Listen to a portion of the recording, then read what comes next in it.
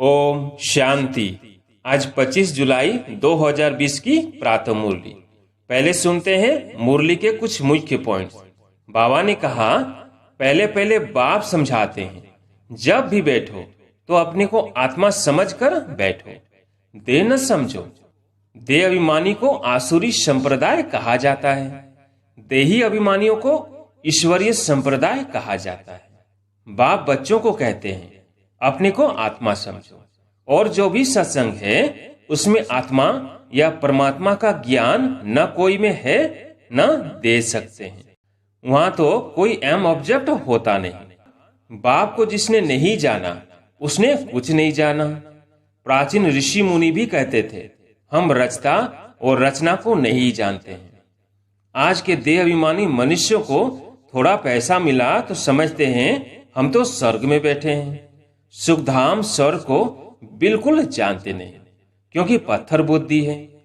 अब उन्हें पारस बुद्धि बनाने के लिए 7 रोज की भट्टी में बिठाओ, क्योंकि पतित है ना। और लास्ट में बाबा ने कहा, भारत जैसा पवित्र देश कोई था नहीं, महान पवित्र देश था, नाम ही था स्वर्ग। अब मुरली सुनते हैं विस्तार से। मीठे बच्चे, देह अभिमान छोड़ देही अभिमानी बनो। देही अभिमानियों को ही ईश्वरीय संप्रदाय कहा जाता है। प्रश्न, तुम बच्चे अभी जो सत्संग करते हो यह दूसरे सत्संगों से निराला है, कैसे? उत्तर, यही एक सत्संग है जिसमें तुम आत्मा और परमात्मा का ज्ञान सुनते हो। यहाँ पढ़ाई होती है, एम ऑब्जेक्ट भी सामने है। दूसरे सत्संग में न पढ़ाई होती न कोई एम ऑब्जेक्ट है। ओम शांति। रूहानी बच्चों प्रति रूहानी बाप समझा रहे हैं, रूहानी बच्चे सुन रहे हैं। पहले पहले बाप समझाते हैं, जब भी बैठो तो अपने को आत्मा समझकर बैठो, देह न समझो। देह अभिमानी को आसुरी संप्रदाय कहा जाता है, देही अभिमानियों को ईश्वरीय संप्रदाय कहा जाता है। ईश्वर को देह है नहीं, वह सदैव आत्माभिमानी है। वह है सुप्रीम आत्मा, सभी आत्माओं का बाप, परमात्मा अर्थात ऊंचे ते ऊंचा।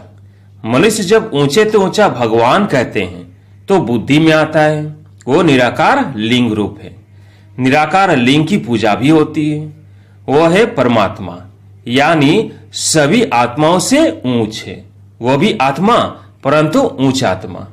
वह जन्म मरण में नहीं आते हैं, बाकी सब पुनर्जन्म लेते हैं, और सभी है रचना। रचता तो एक ही बाप है। ब्रह्मा विष्णु शंकर भी रचना है। मनुष्य सृष्टि भी सारी है रचना।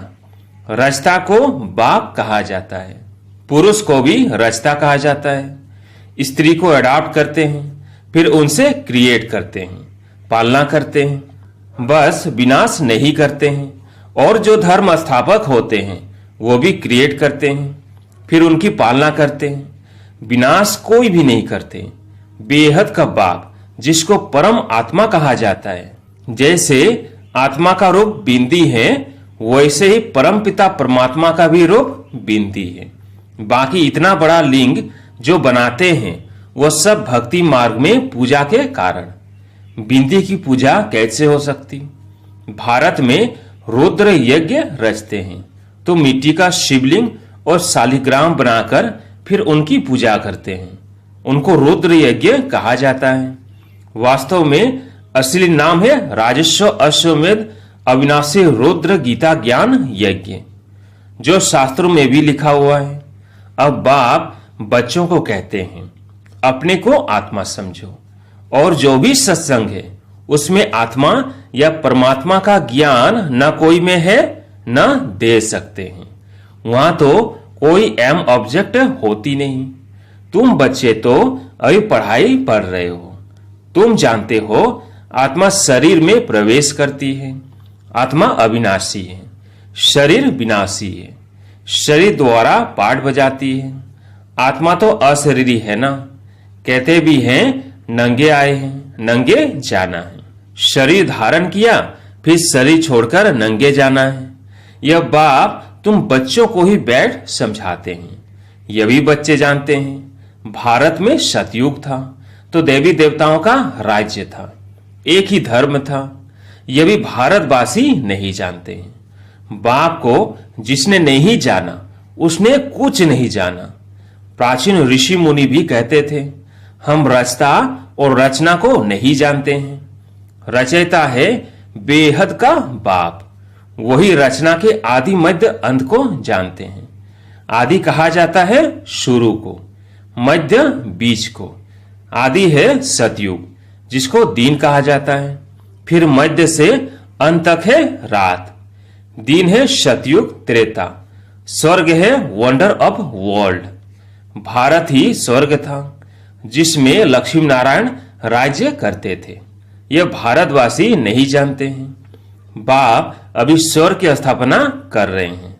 बाप कहते हैं, तुम अपने को आत्मा समझो, हम फर्स्ट क्लास आत्मा हैं। इस समय मनुष्य मात्र सब देह अभिमानी हैं। बाप आत्म अभिमानी बनाते हैं। आत्मा क्या चीज है यह भी बाप बतलाते हैं। मनुष्य कुछ भी नहीं जानते, भले कहते भी हैं भ्रीकुटी के बीच चमकता है अजब सितारा, परंतु वो क्या है, कैसे उसमें पाठ भरा हुआ है, वो कुछ भी नहीं जानते। अभी तुमको बाप ने समझाया है। तुम भारतवासियों को 84 जन्मों का पाठ बजाना होता है। भारत ही ऊंच खंड है। जो भी मनुष्य मात्र हैं उनका यह तीर्थ है। सर्व की सदगति करने बाप यहाँ आते हैं।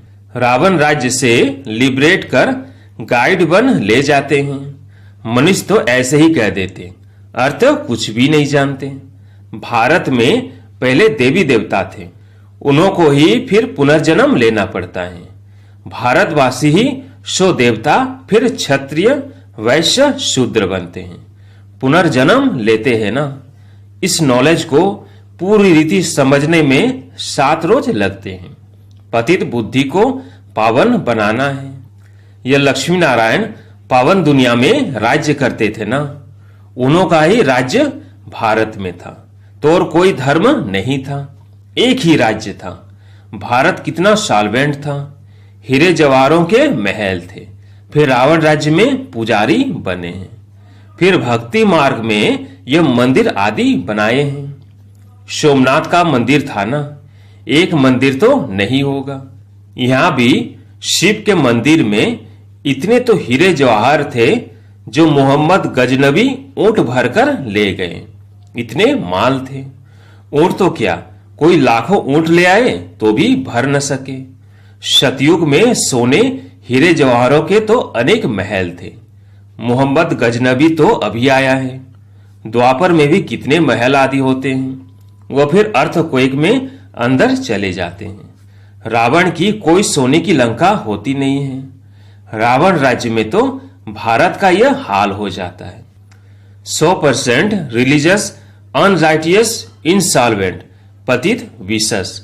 नई दुनिया को कहा जाता है वॉइसलेस।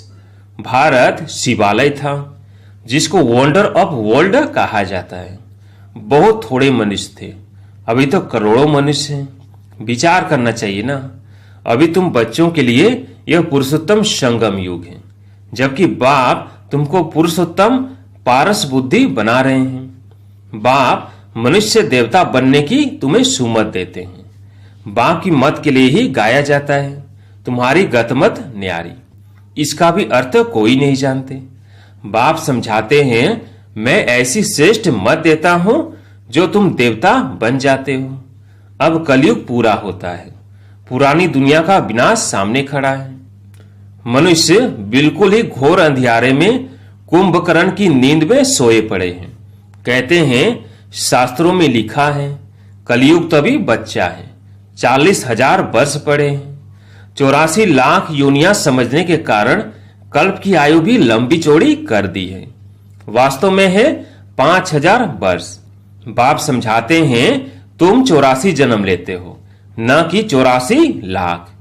बेहद का बाप तो इन सभी शास्त्रों आदि को जानते हैं। तब तो कहते हैं यह है भक्ति मार्ग के जो आधा कल्प चलते हैं, इससे कोई मुझे नहीं मिलते। यह भी विचार करने की बात है कि अगर कल्प की आयु लाखों वर्ष दे फिर तो संख्या बहुत होनी चाहिए, जबकि क्रिश्चियन की संख्या 2000 वर्ष में इतनी हुई है। भारत का असूल धर्म देवी देवता धर्म है, वह चला आना चाहिए, परंतु आदि सनातन देवी देवता धर्म को भूल जाने कारण कह देते हमारा हिंदू धर्म है। हिंदू धर्म तो होता ही नहीं। भारत कितना ऊंच था। आदि सनातन देवी देवता धर्म था तो विष्णुपुरी थी, अब है रावणपुरी। वही देवी देवताएं 84 जन्म के बाद क्या बन गए हैं। देवताओं को वाइसलेस समझ, अपने को विशेष समझ उन्हों की पूजा करते हैं। सतयुग में भारत वाइसलेस था, नई दुनिया थी जिसको नया भारत कहते हैं। यह है पुराना भारत। नया भारत क्या था, पुराना भारत क्या है। नई दुनिया में भारत ही नया था, अब पुरानी दुनिया में भारत भी पुराना है। क्या गति हो गई है। भारत ही स्वर्ग था, अभी नर्क है। भारत मोस्ट सॉल्वेंट था, भारत ही मोस्ट इंसॉल्वेंट है। सबसे भीख मांग रहे हैं, प्रजा से भी भीख मांगते हैं। यह तो समझ की बात है ना। आज के देहाभिमानी मनुष्यों को थोड़ा पैसा मिला तो समझते हैं हम तो स्वर्ग में बैठे हैं। सुखधाम स्वर्ग को बिल्कुल जानते नहीं, क्योंकि पत्थर बुद्धि है। अब उन्हें पारस बुद्धि बनाने के लिए 7 रोज की भट्टी में बिठाओ, क्योंकि पतित है ना। पतित को यहां तो बैठा नहीं सकते, यहां पावन ही रह सकते हैं, पतित को अलाउ नहीं कर सकते। तुम अभी पुरुषोत्तम संगम युग पर बैठे हो। जानते हो बाबा हमको ऐसा पुरुषोत्तम बनाते हैं। यह सच्ची सत्य नारायण की कथा है। सत्य बाप तुमको नर से नारायण बनने का राजयोग सिखला रहे हैं। ज्ञान सिर्फ एक बाप के पास है, जिसको ज्ञान का सागर कहा जाता है। शांति का सागर, पवित्रता का सागर, यह उस एक की ही महिमा है। दूसरे कोई की महिमा हो नहीं सकती। देवताओं की महिमा अलग है, परमपिता परमात्मा शिव की महिमा अलग है। वह है बाप। कृष्ण को बाप नहीं कहेंगे। अब भगवान कौन ठहरा, अभी भी भारतवासी मनुष्य को पता नहीं है। कृष्ण भगवानुवाच कह देते हैं, वह तो पूरे 84 जन्म लेते हैं। सूर्यवंशी सो चंद्रवंशी सो वैश्यवंशी। मनुष्य हम सो का अर्थ भी समझते नहीं।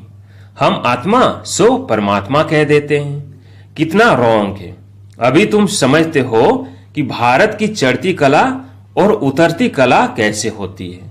यह है ज्ञान, वह सब है भक्ति। सतयुग में सब पावन थे। राजा रानी का राज्य चलता था। वहां वजीर भी नहीं होता है, क्योंकि राजा रानी खुद ही मालिक है। बाप से वर्षा लिया हुआ है, उनमें अकल है। लक्ष्मी नारायण को कोई के राय लेने की दरकार नहीं है। वहां वजीर होते नहीं। भारत जैसा पवित्र देश कोई था नहीं। महान पवित्र देश था। नाम ही था स्वर्ग, अभी है नर्क। नर्क से फिर स्वर्ग बाप ही बनाएगा। अच्छा, मीठे मीठे सिकिल दे बच्चों प्रति माता पिता बाप दादा का याद प्यार और गुड मॉर्निंग। रूहानी बाप की रूहानी बच्चों को नमस्ते। हम रूहानी बच्चों की रूहानी बाप दादा को याद प्यार गुड मॉर्निंग नमस्ते नमस्ते। धारणा के लिए मुख्य सार। पहला, एक बाप की सुमत पर चलकर मनुष्य से देवता बनना है। इस सुहावने संगम युग पर स्वयं को पुरुषोत्तम पारस बुद्धि बनाना है। दूसरा, 7 रोज की भट्टी में बैठ पतित बुद्धि को पावन बुद्धि बनाना है।